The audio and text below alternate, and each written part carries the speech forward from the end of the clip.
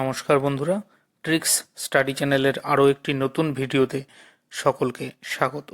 আজকে যে বিষয়ে আমরা নজর রাখতে চলেছি সেটা হচ্ছে এইমস 2025 সালে রিক্রুটমেন্ট করতে চলেছে প্রায় 4,600 পোস্টে। যদিও 4,600 পোস্ট সবার জন্য নয়, 66 ধরনের পোস্টের কথা বলা হয়েছে, যে পোস্টগুলোতে সার্বজনীনভাবে বেশিরভাগ অ্যাসপিরেন্টসরা অ্যাপ্লাই করতে পারবে সেই সম্পর্কে বিস্তারিত তথ্য আজকের এই ভিডিওতে আমি দেব। তবে ভিডিওটা শুরু করার আগে সকলের কাছে অনুরোধ থাকবে, লাইক, কমেন্ট, শেয়ার করে ভিডিওটি সকলের মাঝে ছড়িয়ে দিন। আমার সঙ্গে থাকুন এবং অবশ্যই সাবস্ক্রাইব করে বেল বাটনে প্রেস করে দিন, যাতে আমি ভিডিও আপলোড করলেই সবার প্রথমে আপনারা দেখতে পারেন। তো চলুন শুরু করা যাক আজকের ভিডিও। এইমস অথবা all India institute of medical sciences নিয়োগ করতে চলেছে 2025 সালে। আমি এই ভিডিওতে বলবো রিক্রুটমেন্টের পদ্ধতি এবং আবেদন প্রক্রিয়া, বিশেষ কিছু পোস্টের। এই যে এইমসের রিক্রুটমেন্ট হতে চলেছে, এটার নাম দেওয়া হয়েছে কমন রিক্রুটমেন্ট এক্সাম বা CRE, যার নোটিশ নাম্বার 171/2025 অফ 7/1/2025, 7/1/2025 তারিখের 171/2025 নম্বর নোটিফিকেশান। অ্যাপ্লিকেশান কবে থেকে শুরু হবে? 7/1/2025 অথবা 7ই জানুয়ারি থেকে এইমসের এই পোস্টগুলোর জন্য অ্যাপ্লিকেশান করা কিন্তু শুরু হয়ে গেছে। শেষ কবে অবধি অ্যাপ্লাই করা যাবে? শেষ অ্যাপ্লাই করা যাবে এই মাসের, অর্থাৎ জানুয়ারি মাসের 31 তারিখ পর্যন্ত। আমার অ্যাপ্লিকেশানটা গ্রান্ট বা আপনি যে অ্যাপ্লিকেশান করছেন সেটা গ্রান্ট হয়েছে কি না সেটা কি আলাদাভাবে জানা যাবে? হ্যাঁ, অবশ্যই জানা যাবে। 11ই ফেব্রুয়ারি 2025 তারিখে আপনি জানতে পারবেন যে আপনার অ্যাপ্লিকেশান গ্রান্ট হয়েছে কি না। যদি অ্যাপ্লিকেশানে সেই সময় দেখেন যে কোনো কিছু ভুল হয়ে আছে, তাহলে কি সেগুলি কারেকশন করার জন্য উইন্ডো পাওয়া যাবে? অবশ্যই পাওয়া যাবে। 12ই ফেব্রুয়ারি থেকে 14ই ফেব্রুয়ারি এই টাইম পিরিয়ডের মধ্যে আপনি যে ভুলভ্রান্তিগুলো করে ফেলেছিলেন প্রথমবার ফিল আপের সময়, সেগুলিকে কারেকশন করা যাবে। এইমস কিন্তু এর পরীক্ষা কবে হবে তারও তারিখ জানিয়ে দিয়েছে, 26শে ফেব্রুয়ারি থেকে 28শে ফেব্রুয়ারি। এটা কম্পিউটার বেসড টেস্ট বা CBT বলে আমরা যাকে জানি, সেটা হবে। নেক্সট যে জিনিসটার দিকে চোখ রাখতে হবে সেটা হচ্ছে কি কি পদে অ্যাপ্লাই করব। মোট কথা আগেই বলে দিয়েছি যে 66 ধরনের পোস্টের কথা বলা হয়েছে, যদিও আমি বিশেষ কিছু পোস্ট যেগুলিতে বেশ কিছু সংখ্যক পোস্টের সংখ্যা অর্থাৎ ভ্যাকান্সি বেশি রয়েছে সেগুলো সম্পর্কে তুলে ধরেছি, এবং বিশেষ যোগ্যতা যে পোস্টগুলোর জন্য লাগবে সেগুলি আমি এখানে তুলে ধরিনি। অ্যাসিস্ট্যান্ট NS, এটা পে লেভেল 6, সেন্ট্রাল গভর্নমেন্টের পে লেভেল 6-এর স্যালারি কত হয় এই সংক্রান্ত ভিডিও আমি পরে বানাবো। অ্যাসিস্ট্যান্ট অ্যাডমিনিস্ট্রেটিভ অফিসার, এটা পে লেভেল 7, এবং এক্সিকিউটিভ অ্যাসিস্ট্যান্ট, এই যে তিনটে পোস্ট, এই তিনটে পোস্ট মিলিয়ে, এই যে তিনটে পোস্টের কথা এখানে বলেছি, এই তিনটে পোস্ট মিলিয়ে মোট 88টা পোস্ট আছে। AIIMS all India institute of medical sciences, যেটা সারা ভারতবর্ষ জুড়ে এদের ক্যাম্পাস রয়েছে, সেই সমস্ত ক্যাম্পাসেই কিন্তু একটা কমন রিক্রুটমেন্ট এক্সামিনেশনের মাধ্যমে নিয়োগ করবে। এর জন্য যেটা প্রয়োজন, এই অ্যাসিস্ট্যান্ট পদের জন্য যেটা প্রয়োজন, মিনিমাম 3 ইয়ার্স ব্যাচেলার ডিগ্রি অর্থাৎ গ্র্যাজুয়েশন 3 বছরের প্রয়োজন, যেটা যে কোনো ডিসিপ্লিনে হতে পারে। রিকগনাইজড ইনস্টিটিউশন, ইউনিভার্সিটি থেকে করতে হবে। আর কম্পিউটারে দক্ষতা হতে হবে, MS অফিস, পাওয়ার পয়েন্ট এই জাতীয় কার্যাবলী জানতে হবে। নেক্সট যে পদটা হচ্ছে সেটা হচ্ছে অ্যাসিস্ট্যান্ট অ্যাডমিনিস্ট্রেটিভ অফিসার। এই পদের জন্য ঠিক সেমভাবে ডিগ্রি ফ্রম রিকগনাইজড ইউনিভার্সিটি অথবা এর সমতুল কোনো যোগ্যতা লাগবে।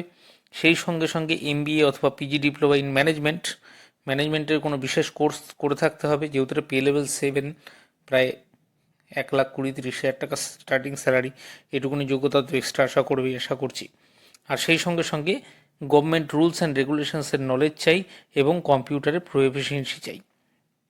নেক্সট যে জিনিসটার দিকে আমি খেয়াল করব সেই জিনিসটা হচ্ছে assistant NS, assistant administrative officer, executive অফিসারের ক্ষেত্রে আরও বেশ কিছু জিনিস ক্রাইটেরিয়া রয়েছে। সেটা হচ্ছে যে, এটা আমি একটু কেটে দিই, 12 স্ট্যান্ডার্ড পাস করতে হবে, আর কম্পিউটারে 8,000 কি ডিপ্রেশন, ডেটা এন্ট্রি অপারেটরদের ক্ষেত্রে এই পোস্টের যোগ্যতার জন্য প্রয়োজন হবে। ল্যাব অ্যাটেন্ডেন্টের কথায় চলে আসি। Lab attendant, junior medical laboratory technologist, এগুলি লেভেল 2 এবং লেভেল 5-এর পোস্ট। এখানে মোট 633খানা পোস্ট রয়েছে, যে জন্য আমি এটাকে হাইলাইট করেছি। এর জন্য যে যোগ্যতা, বিশেষ যোগ্যতা প্রয়োজন হবে 10+2 মানে উচ্চ মাধ্যমিক পাস হতে হবে, সায়েন্স থাকতে হবে উচ্চ মাধ্যমিকের ক্ষেত্রে। Diploma in medical lab technology, এটা যাদের করা আছে তারা মেডিকেল ল্যাবরেটরি টেকনোলজিস্টের ক্ষেত্রে অ্যাপ্লাই করবে। আলাদা 10+2 যারা সায়েন্স নিয়ে করেছে তারা ল্যাব অ্যাটেন্ডেন্টের ক্ষেত্রে অ্যাপ্লাই করতে পারে। ডিজায়ারেবল এক্সপিরিয়েন্সের কথা বলেছি, যদি 2 বছরের স্পেশাল কেউ কোনো কর্মদক্ষ হয়ে থাকে, কোথাও কাজ করে থাকে, সেই সংক্রান্ত যোগ্যতা হলে কাজে লাগবে। আর নেক্সট যে জিনিসটা সেটা হচ্ছে যে diploma in medical laboratory technologist for any government recognised institution with 1 year relevant experience, এটার ক্ষেত্রে প্রয়োজন হবে। নেক্সট যে পোস্টের দিকে খেয়াল রাখবো সেটা হচ্ছে dresser, hospital attendant, nursing attendant, আর সবথেকে গুরুত্বপূর্ণ যেটা ম্যাক্সিমাম লোকজন যেটা কম্পিটিটিভ পরীক্ষায় যারা ছাত্রছাত্রী রয়েছে তারা ম্যাক্সিমাম ক্ষেত্রে এই পোস্টটার জন্য মুখিয়ে থাকে, মাল্টিটাস্কিং স্টাফ।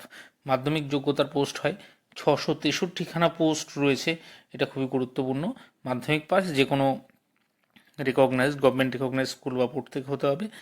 হসপিটাল সার্ভিসেস যদি কন্ডাক্টেড কোনো অর্গানাইজেশন করে থাকে, সেখানকার যদি সার্টিফিকেট থাকে তাহলে সেক্ষেত্রে তারা নার্সিং অ্যাটেন্ডেন্ট বা হসপিটাল অ্যাটেন্ডেন্টের পোস্টের জন্য অ্যাপ্লাই করতে পারবে।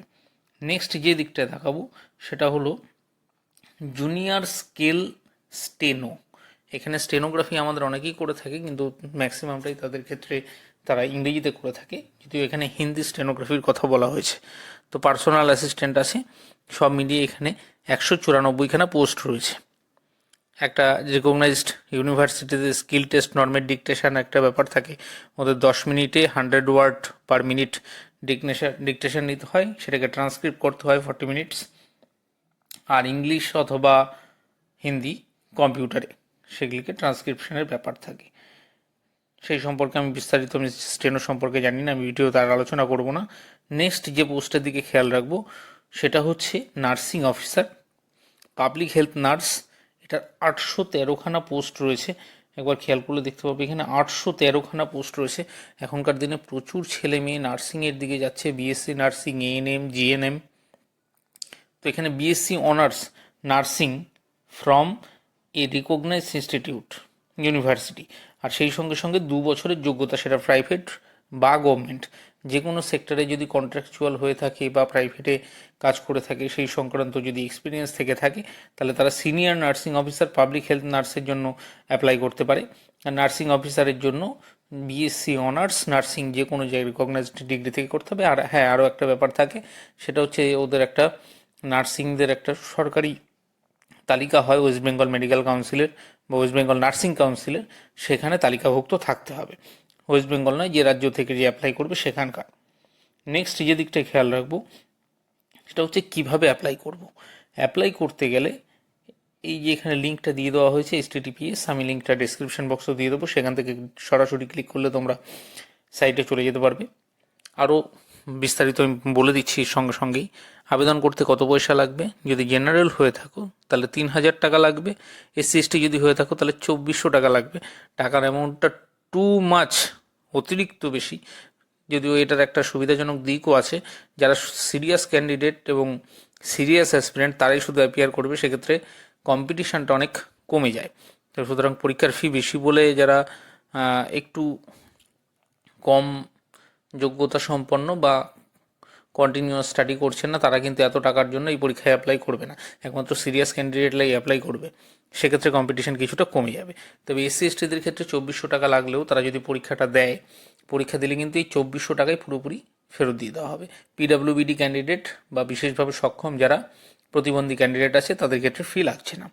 কত বয়স পর্যন্ত অ্যাপ্লাই করতে পারবেন, বিভিন্ন পোস্টের জন্য বিভিন্ন রয়েছে, তবে 66টা পোস্টের জন্য একটা কমন যদি বয়সকে ধরে নিই আমি, তাহলে দেখতে পাবো 18 থেকে 35 বছর বয়স পর্যন্ত অ্যাপ্লাই করা যাবে। নেক্সট যে জিনিসটা দেখে রাখতে হবে যে পরীক্ষা কীভাবে হবে। পরীক্ষা হচ্ছে CBT বা কম্পিউটার বেসড টেস্টে হবে। প্রথমত 100টি MCQ থাকবে CBT পরীক্ষায়, 5x20 অর্থাৎ 20 নম্বর করে 5টি বিষয় থাকবে। প্রতিটি সঠিক উত্তরের জন্য 4 নম্বর, অর্থাৎ 100টি প্রশ্নের MCQ এবং 4 নম্বর করে প্রতিটা প্রশ্নে, তার মানে হচ্ছে 400 মার্কসের পরীক্ষা।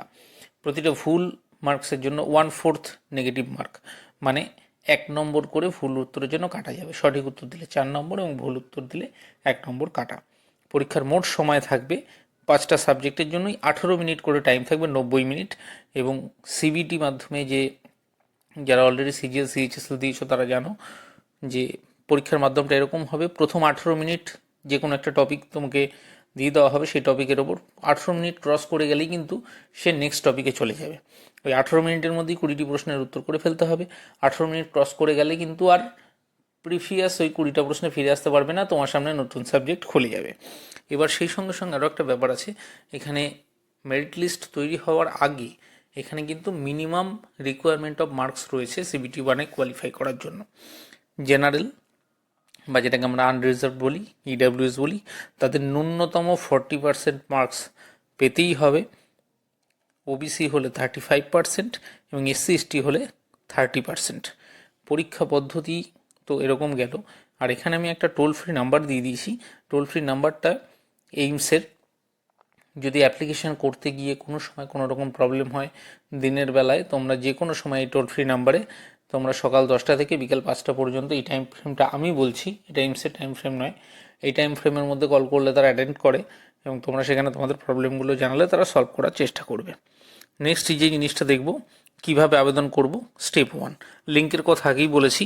ফার্স্ট টাইম যেহেতু ফ্রেশ অ্যাপ্লিকেন্ট, তুমি এইমসের সিআরই রিক্রুটমেন্ট 2025 নিউ রেজিস্ট্রেশনের জন্য এখানে লিঙ্ক দিয়ে দিছি।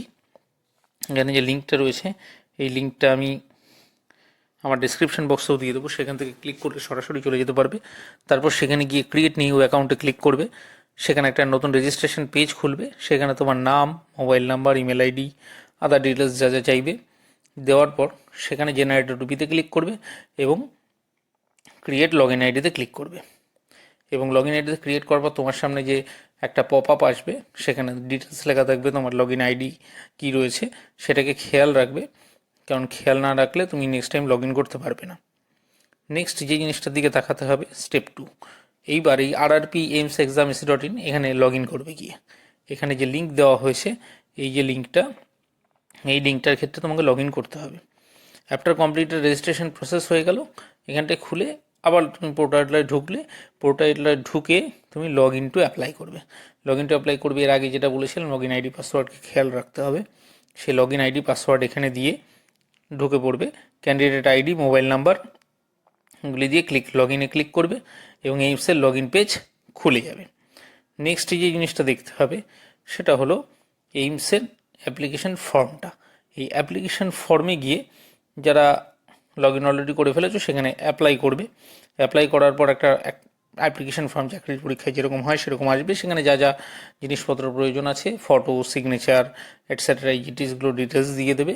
এবং অ্যাপ্লিকেশন ফি দেওয়ার ব্যাপার থাকবে, সেটা অনলাইন পেমেন্ট মেথড রয়েছে, সেখানে পে করার পরে 3000 টাকা, 2400 টাকা, যেটা কিছুক্ষণ আগেই বলেছি, ফাইনাল সাবমিটে ক্লিক করবে।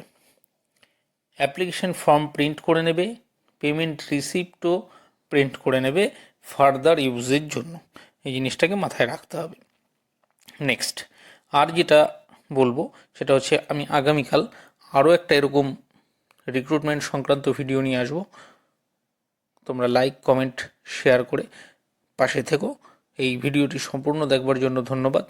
আর এই সংক্রান্ত যদি কোনো প্রশ্ন থেকে থাকে তাহলে অবশ্যই কমেন্ট করবে এবং বন্ধুদের মাঝে ছড়িয়ে দিতে ভুলবে না। ধন্যবাদ।